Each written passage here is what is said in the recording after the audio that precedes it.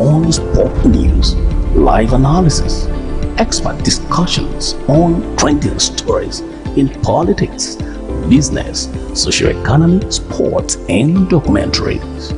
So catch all the updates on the happenings around the globe. Stay focused on the fact today, only on ATN.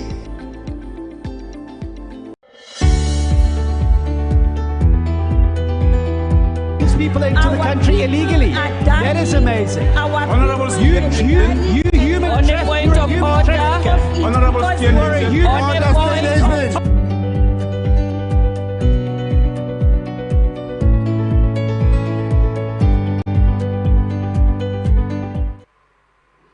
Good afternoon and welcome to another episode of Government and Public Service Reports on Atlantic Television Network. News, events and stories abound in the state system. ATN's appetite for in-depth, unbiased and factual reportage is the driving principle for this program in order to bring government activities to the doorstep of the people. Now, let's go through the highlights of today's report. In Akwa Ibom State, Governor sacks Commissioner for Special Duties. In Plateau State, Governor denies using local government funds. On governance, Sanwo-Olu elected chairman, Southwest Governors Forum. And on minimum wage, Labour rules out strike action, awaits Tinubu's nod. We will take a short break, and when we return, we will go straight into the details for today.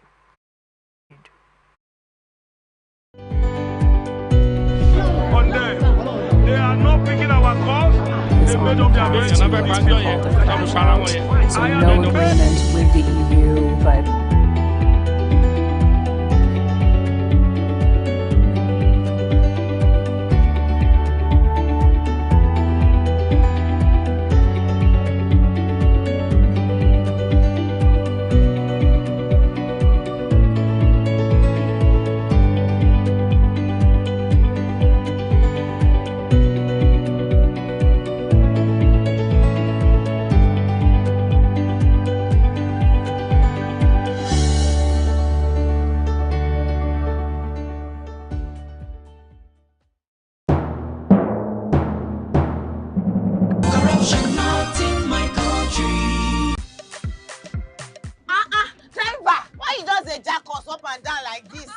I hope nobody carry belle. Why you ask, oh? Because this road where they see, so it no guarantee safe delivery.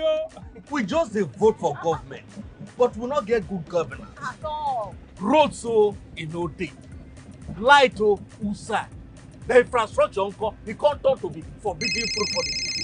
Corruption, spoil everything.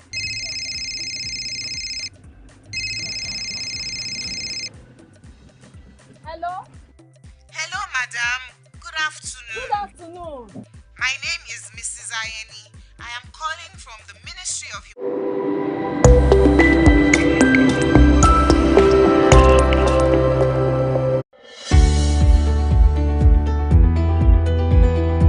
people into the country illegally. That is amazing. Honorable human. Welcome back. Now we dive into the details for today. Nigeria's Security and Civil Defense Corps says it has arrested 3 suspects at an illegal oil refinery in Rivers. This is contained in a statement by the Corps spokesman Babawale Afolabi on Monday. Afolabi said that the illegal bunkering activities site was located at Nimbe Odagwa Creek in Eche local government area of the state. He explained the large dugout reservoir constructed and padded with tarpaulin, which could contain over 100,000 liters of illegal mine crude oil, was at the site. He also said that the alleged suspects were currently assisting with all necessary information and would be charged in court after a thorough investigation. He commended some citizens who had constantly provided information to the Corps and encouraged them not to relent in giving actionable intelligence that would lead to the arrest of the perpetrators. Salem River State Mboshimini community in Obiakpo local government area of the River State has shut down the Port Harcourt office of Nigeria Ajib Oil Company. Hundreds of men, women and youths of the community who stormed the main gate of Ajib as early as 6 a.m. stopped workers from accessing their workplace. The residents came with placards reading, Ajib GMD, stop the negligence of Mboshimini. Ajib, employ our youths. Dennis Mazi, Rebecca Opubo must go. Ajib, train our youths. We are capable and we are able. The community is alleging that they are being neglected by the company that has operated in their community for years. The community also wants Ajib to revoke a contract awarded to a set of people in their area, noting that the contract was causing killings in the community. There is more news, but don't forget you can connect with us on our ATN socials and watch us live on Facebook and YouTube, Atlantic Television Network, Instagram and TikTok, Atlantic TV Network 1, X, formerly Twitter, Atlantic TV Net. Watch us live on our website www.atlanticnetwork.tv. Governor Umar Eno of Akwa Ibom State has relieved Dr. Basio Kern of his duty with immediate effect. Secretary to the state government, Prince Enobong Uwa, announced this in a statement on Monday. In the meantime, the ministry will be supervised by the Secretary to the state government, pending the appointment of a new commissioner. ATN reports that Dr. Kern becomes the first commissioner to be sacked by Governor Eno. It was speculated administrations 1 year in office under pressure to reshuffle his cabinet made up of majority appointees he inherited from his predecessor, Udom Emmanuel's administration. Gallant men of the Nigerian army on surveillance patrol foiled a kidnap attempt by gunmen suspected to be kidnappers in Oviriogo community in Ugeli North local government area of Delta State. The troop plying the Ugeli axis of the east-west road from Fulani herdsmen kidnapping attempt. ATN gathered that unidentified suspected kidnappers weekend-trailed one of their victims to his new building along the HRM Igere 3 road in Oviriogo local government community, but unfortunately they met his absence. They went away with a yet-to-be-identified person before the arrival of the surveillance on the vicinity. Though the report was sketchy, a source in the community disclosed that at about 8 p.m. of that fateful day, the kidnappers, shooting sporadically, stormed the house of their victim. In a related development, the rescued passengers from the hands of their suspected kidnappers, lasting almost an hour between both parties. One of the rescued victims, who identified himself as Comrade Akio Andrew, said they were kidnapped along Ugeli Patani Road and that some of the passengers were butchered.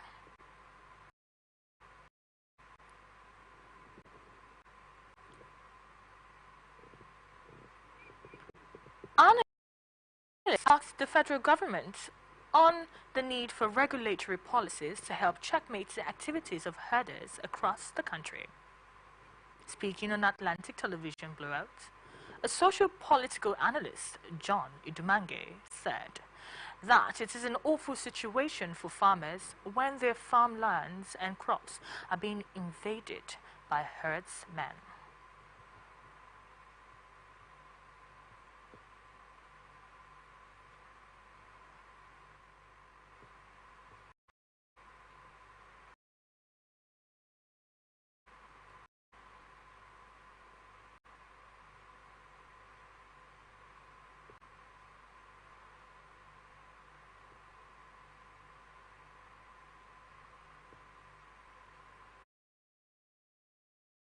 To earn a living, it should be a legitimate business. But when cattle raiders go haywire, killing people, then they allowing cattle to destroy crops and economic crops and so on.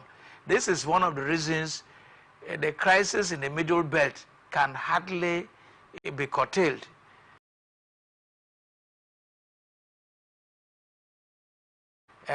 We have farmers spend their resources to farm, and just as we are nearing harvest period, you see a group of herdsmen invading those farms, eating up all the crops, and leading to hunger, starvation, famine, deprivation. So government should make a policy. I think Speaking further, John Idumange maintained that ranching is global best practice on livestock rearing. When they ranch, cattle rearers can, this migratory nature of cattle rearers will automatically stop. Where you have a ranch and these things are fed. If in the advanced countries in Canada, USA, and the UK, you now see robots feeding cows. I don't know if you have seen it. So, through automation, human labor is reduced. Not this thing we are seeing here, where you see a cattle rearer parading with the cattle, moving from Port Harcourt to Yenagua, moving from Port Harcourt to Ahoda, devastating.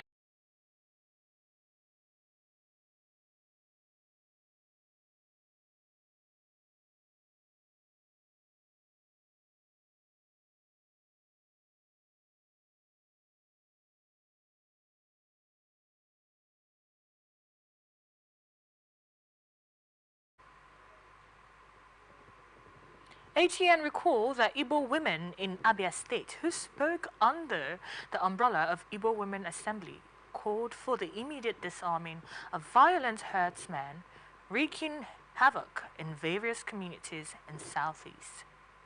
Lamenting the farmers are scared of going to their farms due to attacks and criminal activities of the herders. They also decried the high cost of food items in the zone. One person has been reported dead while 5 others sustained different degrees of injuries following a fatal clash in Anambra State. The Sector Public Education Officer RC Margaret B. Onabe, in a statement made on behalf of the Sector Commander, FRSA Anambra State, said the incident happened on Monday, 10th June 2024 at Ukbo Junction Onitsha Nteje Expressway around 6:41 p.m. RC Onabe said the clash involved 2 vehicles, a commercial Toyota Delica bus with registration number NZN116LK and a private Toyota Diana Mac trailer with registration number ACA529XA.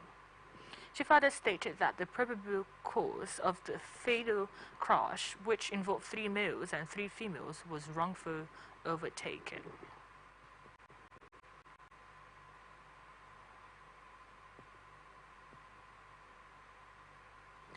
Ogun State Governor Dapo Abiodun has approved an immediate increase in the quarterly payment of gratuity from 1 billion to 2 billion.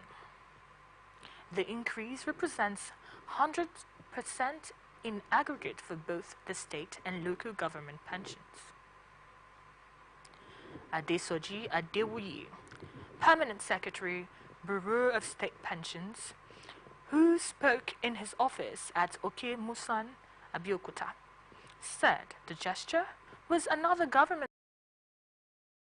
faced by senior citizens in the face of present socio-economic challenges in the country. Adewuyi also set aside 3% of the gratuity for pensioners with urgent medical needs or hospital bills. In a related development, Adewuyi noted that the state government has constituted a consequential adjustment committee with a directive to review the pensioners' monthly income in line with the present economic reality. According to the Permanent Secretary, under the new arrangement, monthly pensions, which statutorily should be reviewed every 5 years, would now be 10,000 naira below the benchmark. In his response, the chairman of the Nigerian Union of Pensioners, NUP, Wahid Olu, expressed gratitude to Governor Abiodun for deeming it fit to increase the quarterly gratuity. He noted that the increment would assist pensioners in coping with the country.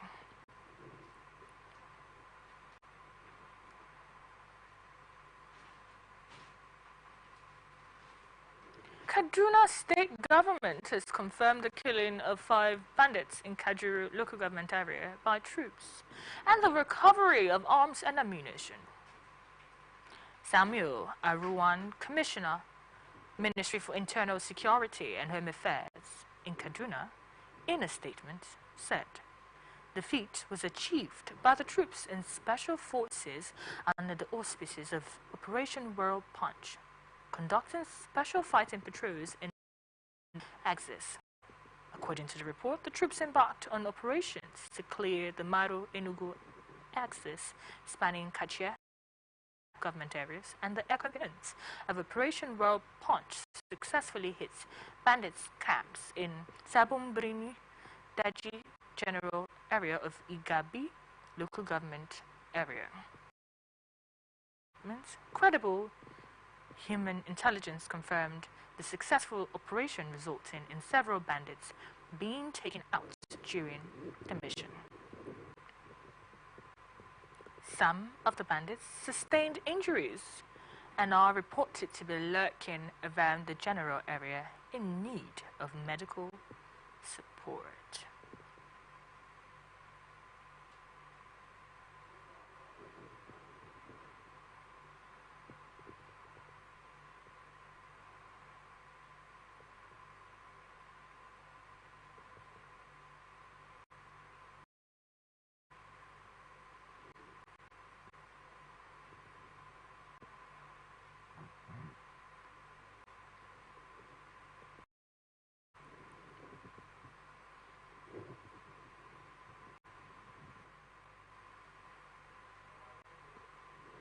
Governor Abba Kabi Yusuf has declared a state of emergency in education in Kano State.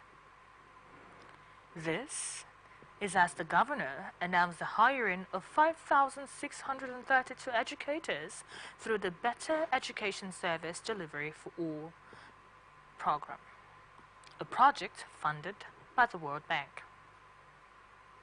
This program is designed to enhance equal access to education for children out of school in Nigeria and improve literacy in key states.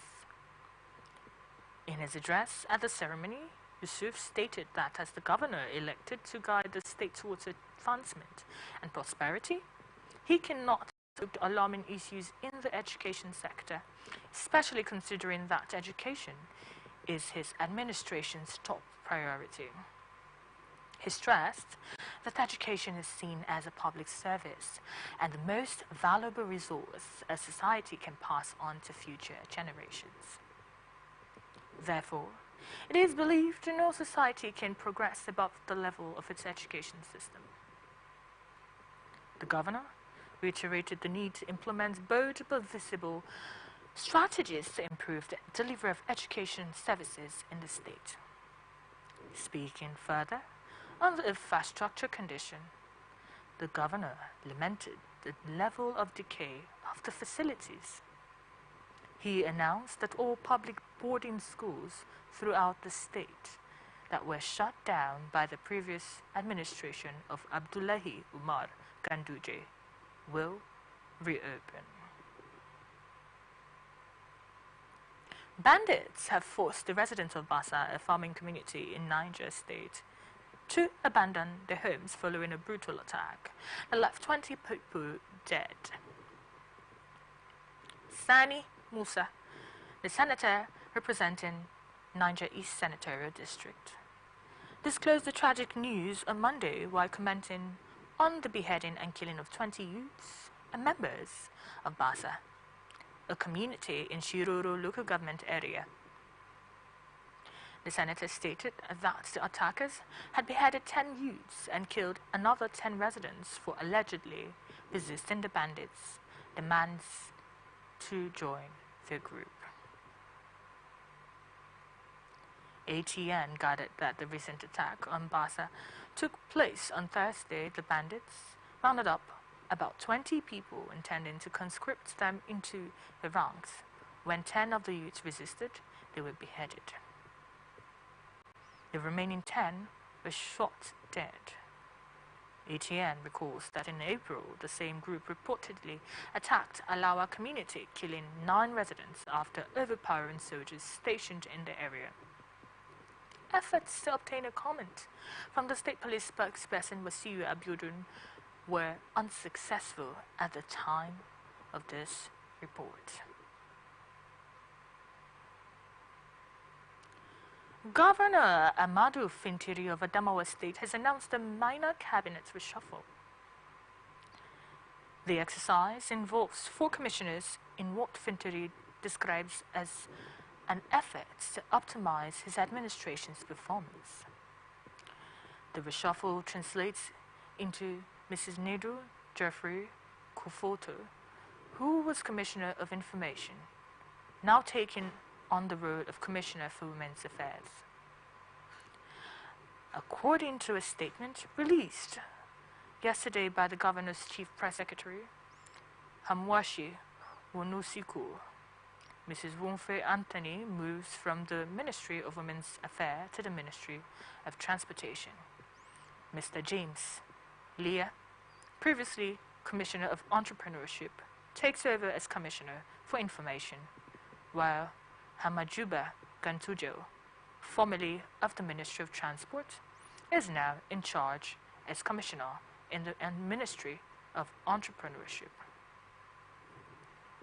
According to the government statement, Governor Fintiri expressed confidence in his commissioner's ability to deliver on their new responsibilities, saying this reshuffle is designed to maximize our team's strength and improve services to the people of Adamawa State.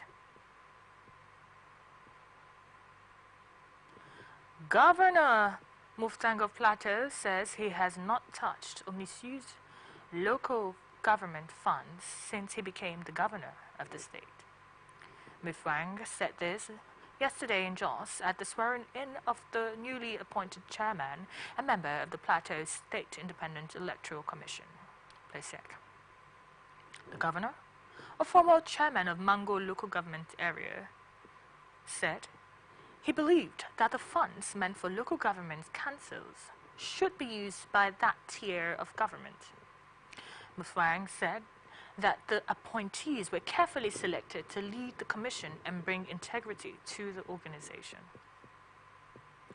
According to him, he believes that the people deserve to choose who will work for them, and that must be guaranteed. He told the members of PLASEC that they were coming in at a time when the Commission had a trust challenge. He said that the people no longer believed that the State Electoral Commission should exist, with even some people calling for it to be scrapped. The new PLASEC chairman, Mr. Plangye Chisak, thanked Mufwang for the opportunity to serve the Plateau people. Chisak, who until his appointment was a staff member of the Independent National Electoral Commission, INEC, assured the people of a credible and transparent election that would be acceptable to all. You are watching Government and Public Service Report on Atlantic Television Network. We will be back after this break.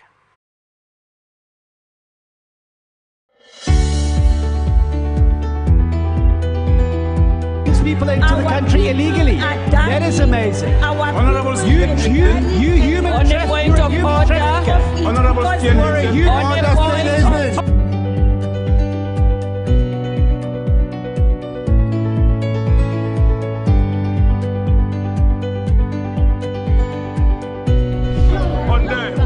They are not picking our calls. They made up their minds. So no agreement with the EU, but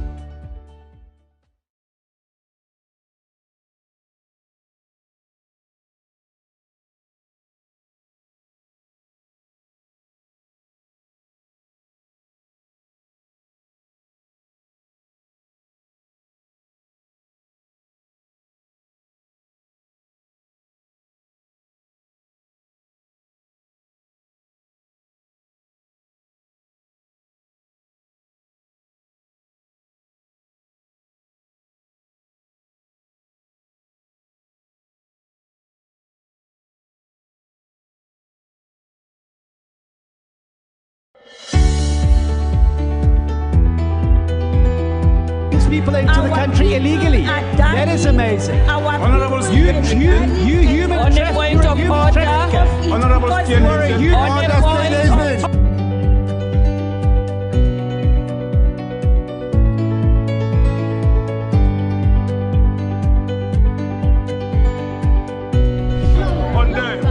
They are not picking our calls. They made up their minds. so no agreement with the EU, but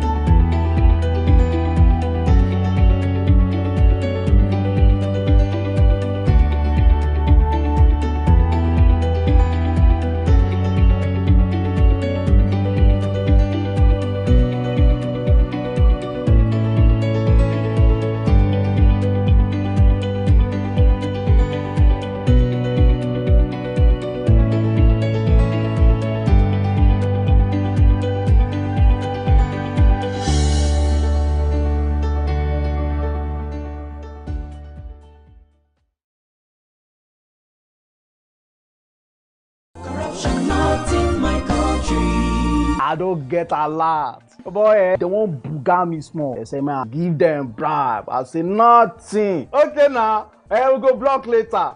You remember that contract we will do that time now? They don't pay. But first, you see the house rent with the old things. We go first call caretaker, take the money, slap am. Beg, see, you know, say I get annual levy why they pay for club. Where me and boys they shark beer in our house, I could pay that one. You remember say me and tell you I go buy you motor. I go buy now. Okay, they pay you money now. Why we don't they beg caretaker? Why would they beg landlord, old man, and they agree give us time? Money can't come now. You won't divert time. You said na corruption. Corruption, not in my house and not in my country. Sure? Sure. Corruption not in my country. This message is brought to you by the Akinfade Foundation, the MacArthur Foundation, and with broadcast support from Atlantic Television Network.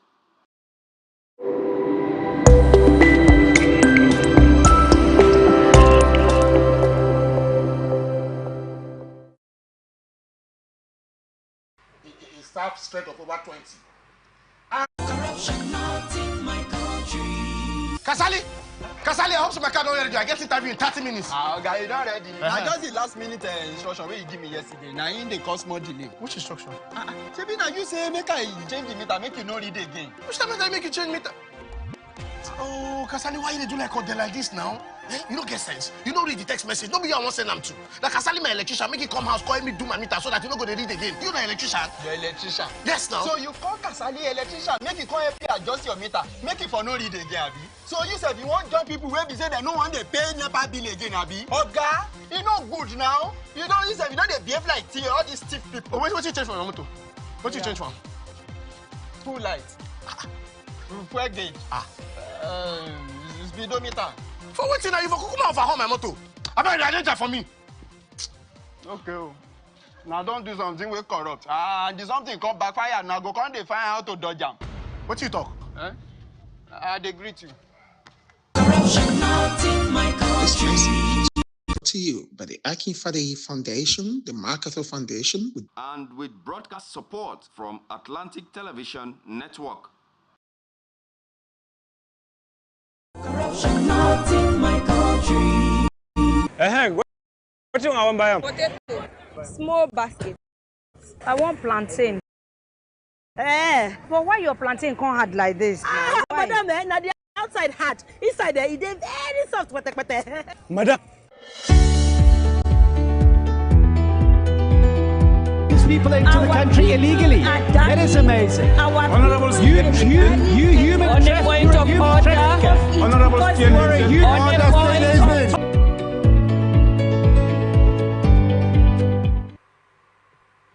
Welcome back to Government and Public Service Reports on Atlantic Television Network. Now to the rest of our stories.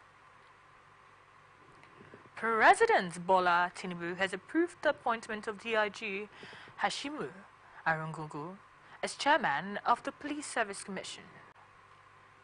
The president has also approved the appointment of Chief Onyemuche Namani as secretary and DIG Taiwo Lakanu as member of the commission. This was contained in a statement issued by the Special Advisor to the President on Media and Publicity, Chief Ajuriri Ngelele. According to the statement, the appointment is subject to confirmation by the Senate. It further stated that other members of the Police Service Commission will be appointed in due course. Furthermore, the President has approved the appointment of Mr. Mohammed Shaidu as the Executive Secretary of the Nigeria Police Trust Fund. The appointment, according to the presidential spokesman, is with immediate effect.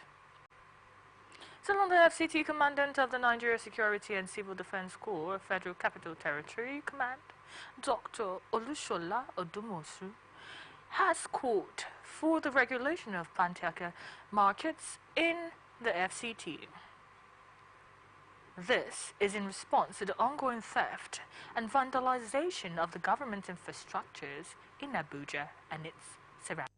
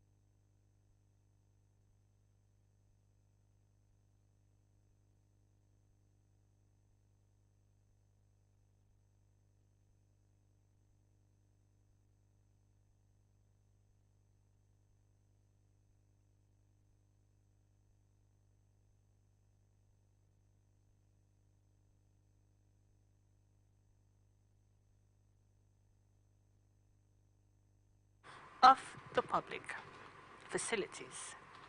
But it will also foster economic stability by ensuring that only legitimate activities and authentic products are bought or sold in the market. Governor Babajide Sanwo-Olu of Lagos State has been elected as the chairman of the Southwest Governors Forum during its ongoing meeting in Lagos. Governor Sanwo-Olu will now lead the forum representing the collective interests of the Southwest states. All 6 governors in the Southwest adopted and unanimously elected Lagos Sanwo-Olu as chairman. Governors from Southwest states convened at the Lagos House in Ikeja, Lagos State, for their zonal meeting. The meeting had in attendance governors Lucky Ayedatiwa, Ondo, Dapo, Abiodun, Ogun, Seyi Makinde, Oyo, Ademola Adeleke, Osun, and Biodun Oyebanji, Ekiti. The closed-door meeting began around noon at the governor's Sanwo-Olu's office. The federal government has declared Wednesday, June 12th as public holiday to commemorate this year's Democracy Day. The Minister of Interior, Olubunmi Tunji Ojo, in a statement by the Permanent Secretary of the Ministry, Dr. Aishetu Indayoko, congratulated Nigerians on the celebration. He urged Nigerians to remain steadfast in the tenets of democratic governance, adding that President Bola Tinubu is committed to positive reforms to revive the nation's economy and enhance security. The minister also called on Nigerians and friends of Nigeria to appreciate the progress that has been made and look forward to a better future for Nigeria's democracy.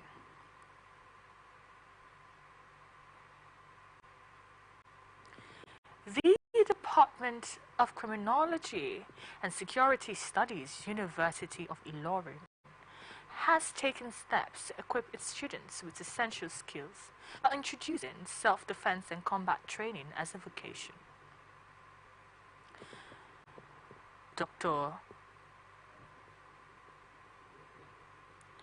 Adedeji Oyenuga, a visiting scholar in the institution's Department of Criminology, disclosed this yesterday in Ilorin. He spoke at the maiden edition of the combat training at the university's sports complex. Oyenuga, who is an associate professor at the Lagos State University, however, said the training could not be immediately integrated into the curriculum due to the proposal's lateness. He explained that the university had recognized the importance of this initiative and decided to offer it as a vocational activity before incorporating it into the curriculum at a later date. The Don highlighted the significance of self-defense within the context of security studies. Oyenuga pointed out that the integration of self-defense and combat training into the curriculum reflected the university's commitment to producing well-rounded graduates.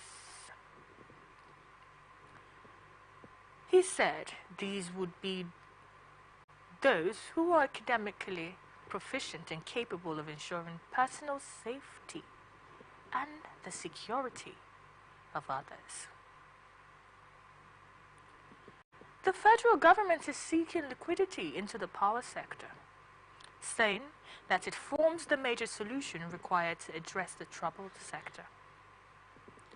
This was disclosed yesterday in Abuja by Minister of Finance and Coordinating Minister for the Economy, Wale Edun, in his submission to the Senator Eyinaya Abia South-led Senate Committee on Power that is investigating the controversial makeup gas reprocessing deal involving the Ministry of Finance, Calabar Generation Company Limited, and AZU Gas Limited. Meanwhile, the Managing Director of Niger Delta Power Holding Company, Chiedu Ubo, has informed the Senate Committee on Power that the Calabar Power Generation Company, under its ownership, forms the best performing power plants in the country. Edun, who was represented by his special assistant, Malam Dahiru Mui, said that the agreements on gas supply between NDPGHC and Akragas Limited was inherited by former President Muhammad Buhari in 2015, since it was signed in 2011 during President Goodluck Jonathan's administration. In his own submission, the managing director of NDPHC, Chiedu Ubo, who disclosed that the company, as a result of the gas supply agreement with Akragas Limited, was taking gas from 3 out of 5 units and generating power from Calabar plant to the national grid, which, according to him, is the best power plant in the entire country.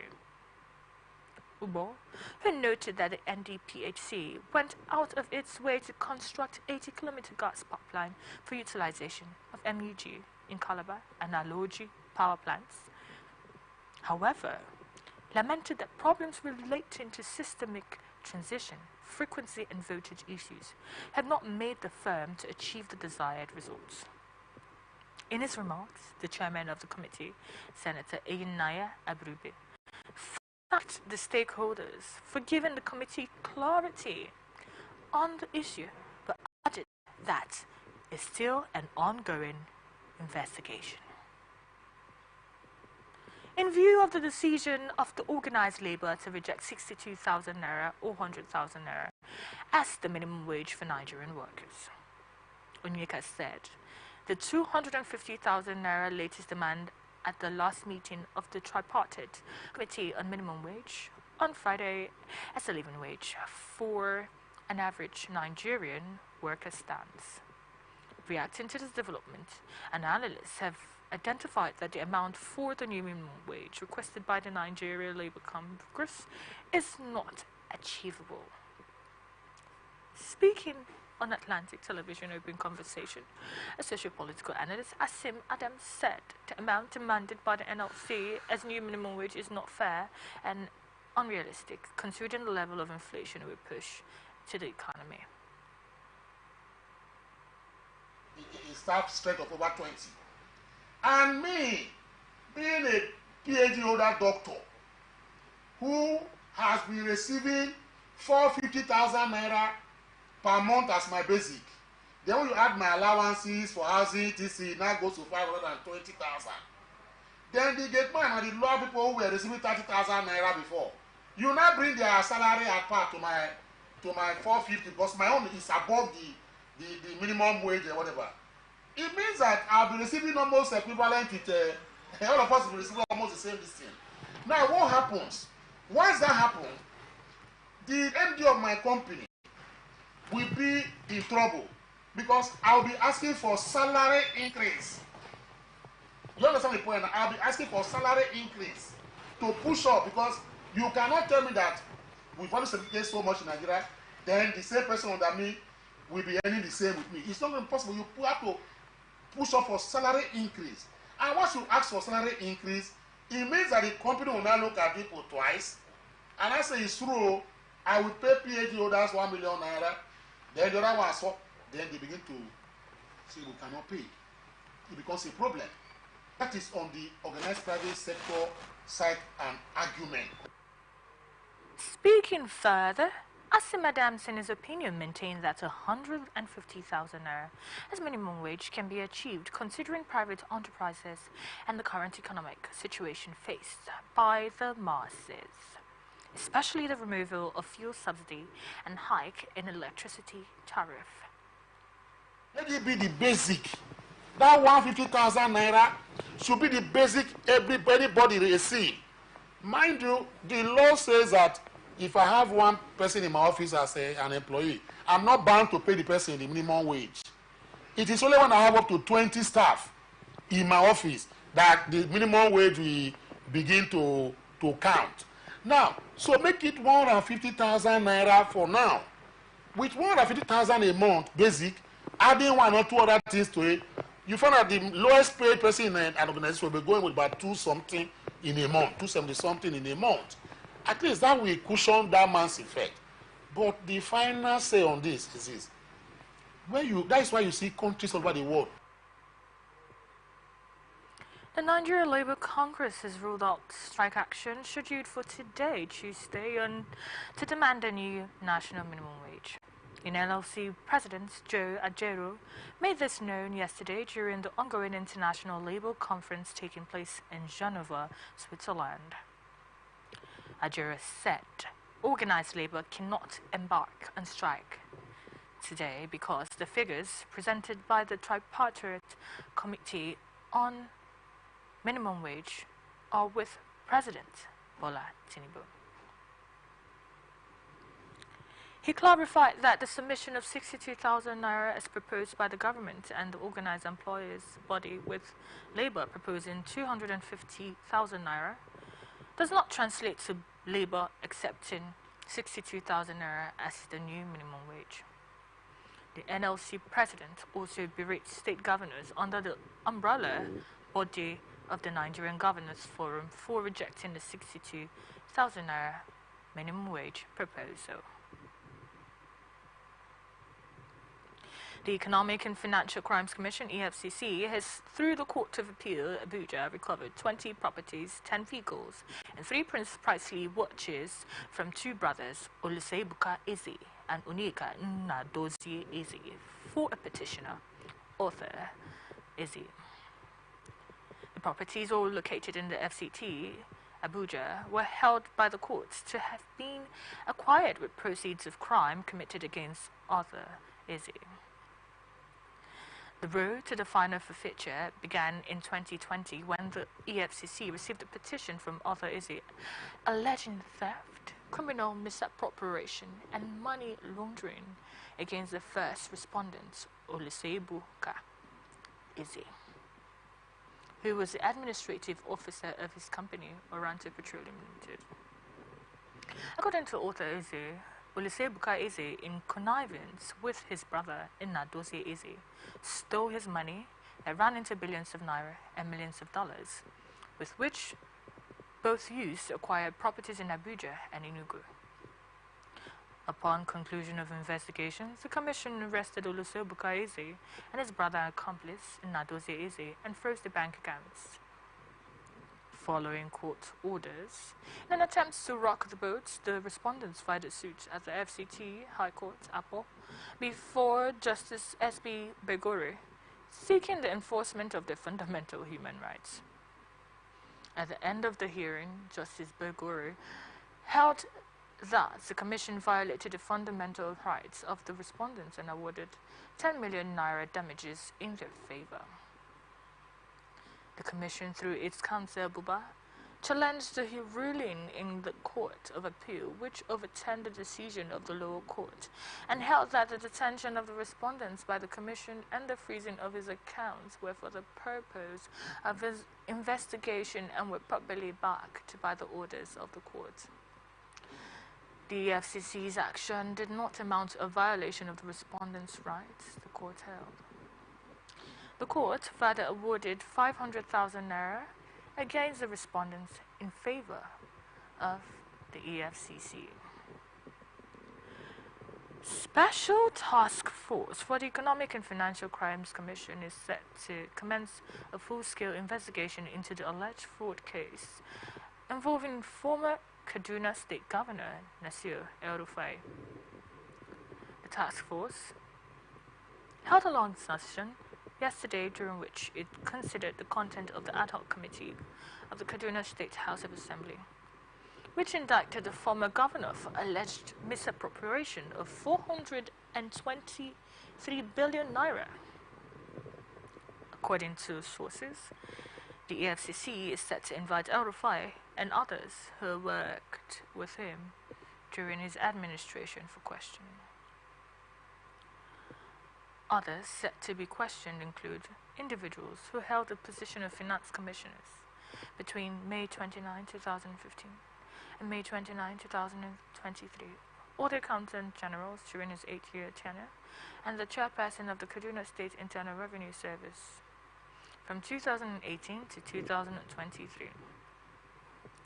Others include all former managing directors of the Kaduna Market Development and Management Company Limited within the period from May 29, 2015 to May 29, 2023, and the former managing directors of Kaduna Roads Agency from October 11, 2017 to November 2021, with the exclusion of Amina Jafar Laden, an engineer who had a 1-month brief tenure.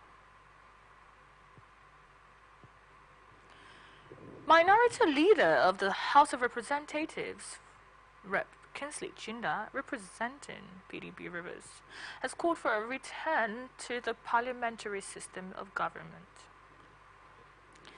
Chinda, who made the call on Monday in Abuja, said there was a need to practice a homegrown parliamentary system of government to address challenges facing the country. The lawmaker explained that the current presidential system of government was copied without recourse to native background. Chinda said that the government after government had made efforts to cut the cost of governance in Nigeria. He said that efforts made to merge agencies of government and to slash allowances and salaries of public office holders had not been achieved. He said the parliamentary system is cost-effective and self-cleansing, as it does not require much to remove a corrupt officer and make people in the public offices sit up. ATN reports that the parliamentary system is a form of government in which the party with the greatest representation in the legislature forms the government, with its leader becoming prime minister. The pump price of premium motor spirits, popularly called petrol, should drop to about 300 naira per litre upon the commencement of massive production by the Dangote Petroleum Refinery and other indigenous producers, operators of modular refineries. However, it's been pointed out that this would only be achieved when the government ensures the provision of adequate crude oil to local refiners, stressing that refineries abroad were ripping off Nigeria. Speaking under the aegis of the Crude Oil Refinery Owners Association of Nigeria, explained that what happened to the cost of diesel after Dangote started producing it would happen to petrol price once it is being produced massively in Nigeria. Koran is a registered association of modular and conventional refinery companies in Nigeria.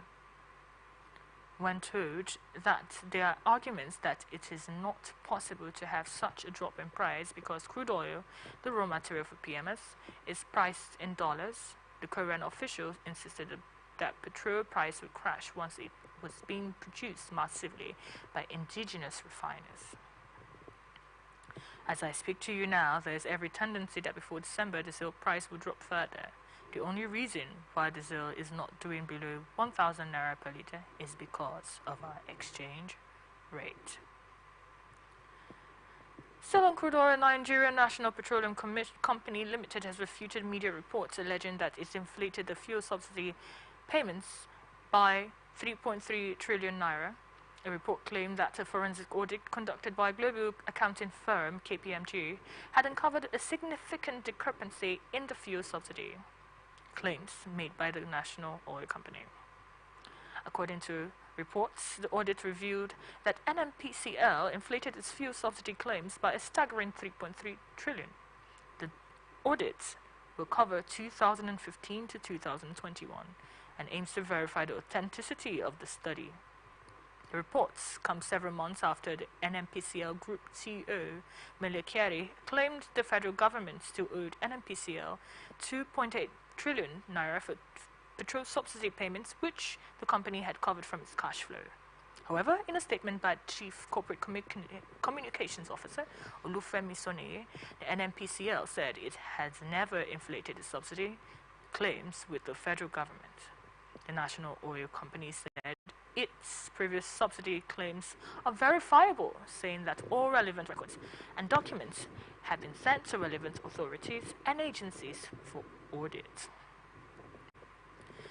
This is where we wrap bit up on today's episode of Government and Public Service Report on Atlantic Television Network. You can stay connected on our ATN socials, Facebook and YouTube, Atlantic Television Network, Instagram and TikTok, Atlantic TV Network 1, X, formerly Twitter, Atlantic TV Net. Watch us live on our website, www.atlanticnetwork.tv. Remember, peace and unity are the pathways to progress. I am Divine Bernard, thanking you